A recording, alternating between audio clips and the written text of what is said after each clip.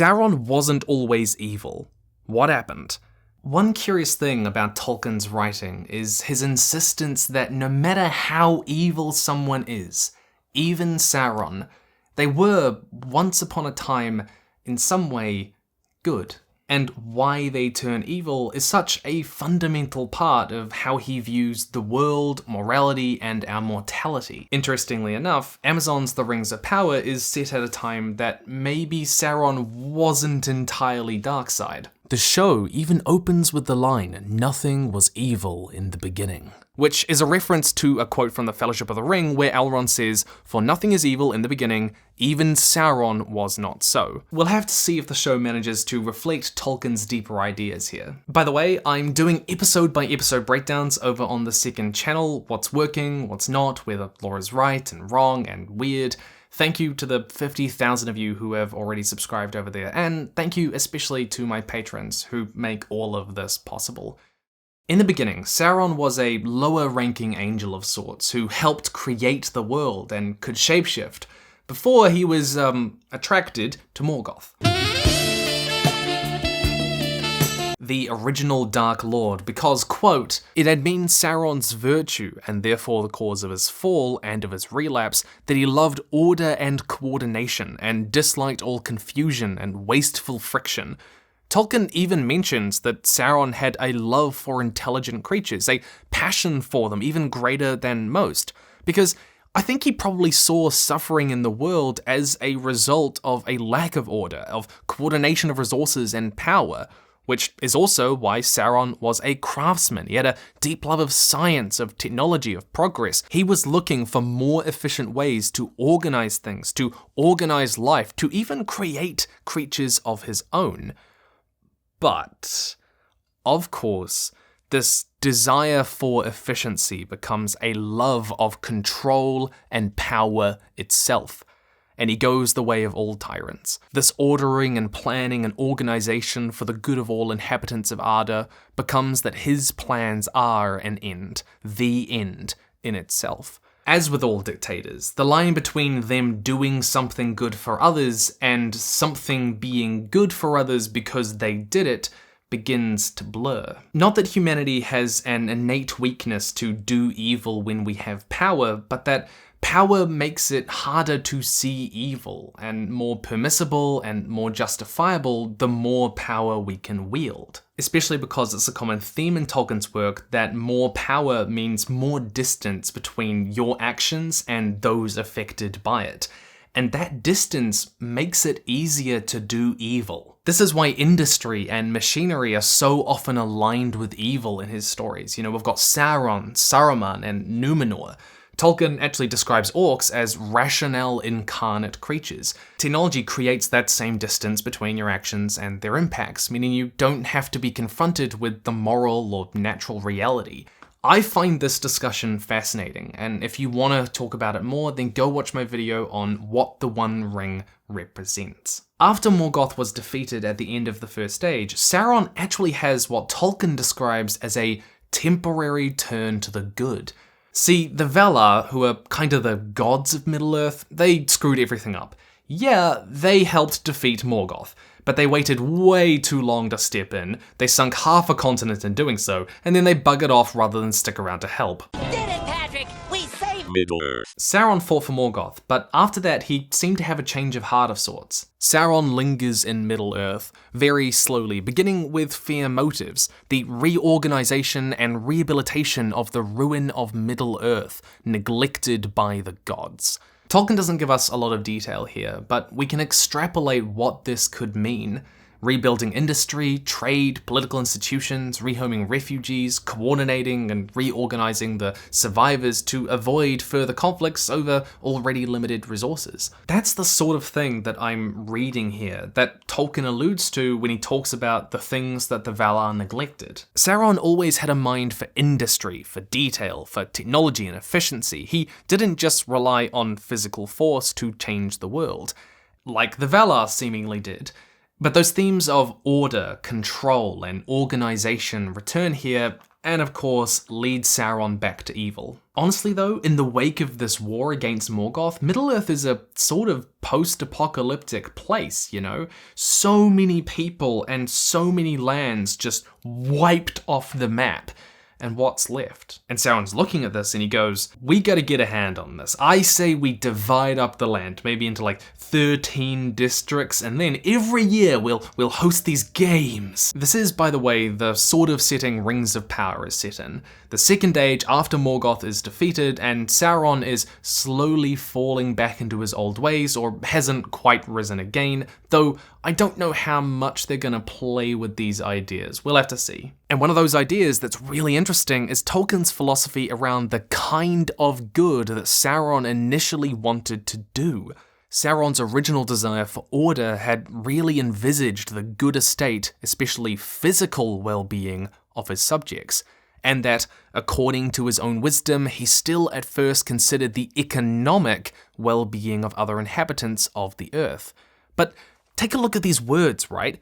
Economic and physical well-being. They're explicitly pointed out as opposed to, say, spiritual or moral well-being. Because in Tolkien's mythology, evil repeatedly attaches itself to and emphasizes the physical world over anything else. Morgoth imbued Middle-earth itself with his life essence. Sauron put himself into a physical object, the ring, and, by the way, a precious object at that, gold. And both lost their ability to change their form as they turned evil. They, in a sense, became of the physical world and not the spiritual, the one they came from. Part of the reason Numenor falls from grace, and hopefully we'll see this in the show, is that they get obsessed with greatness in the mortal world.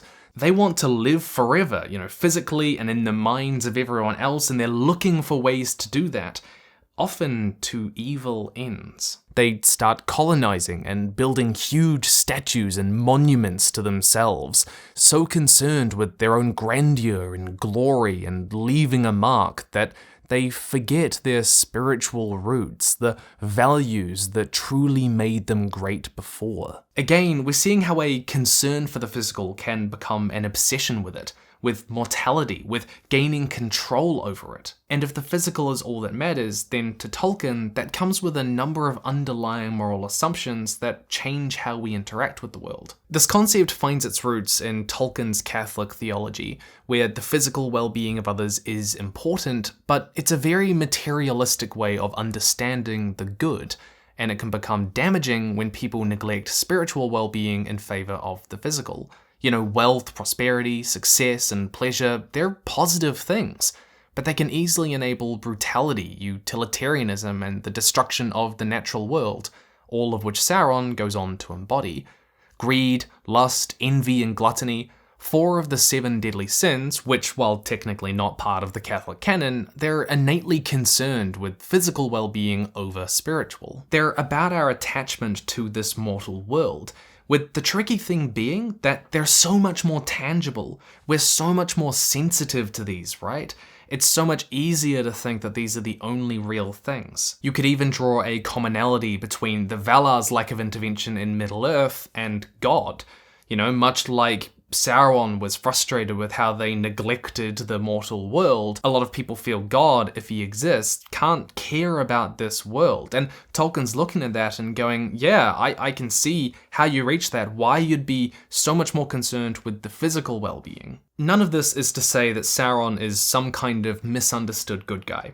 He's not. But it does key into how Tolkien imagines evil coming to be, when we overemphasize certain elements of our well-being and then we slip beyond that, from concern into obsession, even if it's a soft obsession. Tolkien emphasizes how physical power in the material world, using the One Ring this way, isn't what truly defeats evil, but instead small acts of empathy and kindness.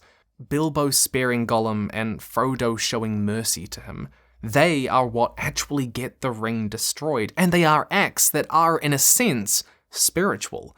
Fundamentally, this concern for the physical, economic well-being of others can turn into an obsession with mortality, with the physical world, and gaining control over it. And that is shown repeatedly to be a problem, including in the Elves.